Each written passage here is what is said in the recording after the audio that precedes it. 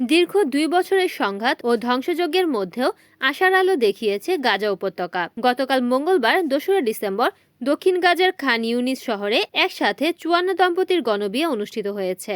ঘটনাস্থলে দেখা গেছে ধ্বংসস্তূপের পাশে ফিলিস্তিনি ঐতিহ্যবাহী পোশাক পরিহিত নববধূ ইমান হাসান লাওয়া এবং স্যুট পরা হিকমাত লাওয়া সহ অন্যান্য দম্পতিরা এই অনুষ্ঠান উপভোগ করছেন। ২৭ বছর বয়সী হিকমাত লাওয়া বলেন, সবকিছু সত্ত্বেও আমরা নতুন জীবন শুরু করছি। আল্লাহ চাইলে এই যুদ্ধের এখানেই ইতি ঘটবে। ফিলিস্তিনি সংস্কৃতিতে বিবাহকে সামাজিক ও ধর্মীয় গুরুত্বপূর্ণ অনুষ্ঠান হিসেবে দেখা হয়। তবে চলমান যুদ্ধে গাজায় বিয়ের আয়োজন প্রায় বন্ধ হয়ে গিয়েছিল। সাম্প্রতিক ভঙ্গুর যুদ্ধবিরতির পর কিছুটা স্বাভাবিকতা ফিরলেও আগের মতো জমকালো অনুষ্ঠান আর সম্ভব হচ্ছে না। উপত্যকার মানুষজন ফিলিস্তিনি পতাকা উড়িয়ে নবদম্পতিদের শুভেচ্ছা জানাচ্ছিলেন। তবে চলমান মানবিক সংকটের কারণে উৎসবের আনন্দ আংশিকভাবে ম্লান হয়ে যাচ্ছিল। উপত্যকার প্রায় ২০ লাখ বাসিন্দাদের মধ্যে অনেকেই বাস্তুচ্যুত। নবদম্পতিদের মধ্যে হিকমাত বলেন, আমরা বিশ্বের অন্য সবার মতো সুখী হতে চাই। একসময় স্বপ্ন দেখতাম একটা বাড়ি, একটা চাকরি এবং স্বাভাবিক জীবন।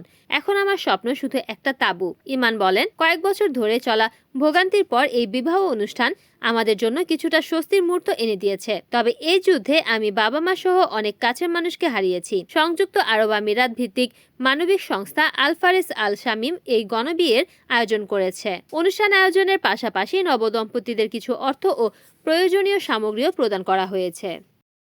Desk news, NN TV.